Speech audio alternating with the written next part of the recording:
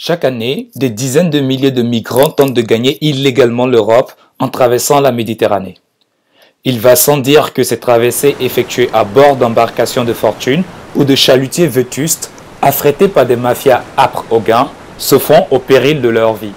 Depuis janvier 2015, un migrant meurt toutes les 2 heures dans les eaux de la Méditerranée.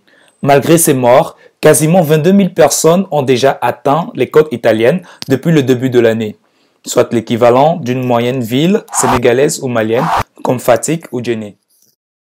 Le Sénégal, le Mali, justement ces 2 pays sont parmi ceux qui fournissent la majorité des candidats au départ, avec la Gambie, la Somalie et l'Érythrée.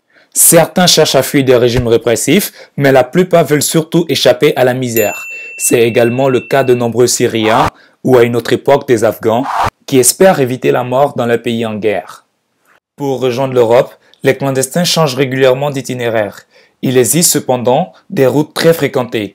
Depuis que Kadhafi est mort, la Libye est devenue un lieu de passage significatif. Cette route dévance largement celle qui passe par l'Est via la Turquie ou encore celle des Balkans. En proie au chaos, la Libye n'a plus les moyens de lutter contre l'immigration clandestine ni contre les réseaux des passeurs qui sont désormais très nombreux. Sans compter que les Africains subsahariens qui étaient installés dans le pays de Kadhafi sont désormais contraints de fuir eux aussi. Pour effectuer un tel voyage, les migrants s'organisent à l'avance. Il faut d'abord réunir une somme très importante, parfois jusqu'à 7 000 € pour payer les différents passages. C'est l'équivalent de 6 années de travail au Mali par exemple. Souvent, toute la famille aide à rassembler cette somme, espérant que celui qui part enverra de l'argent une fois arrivé à bon port.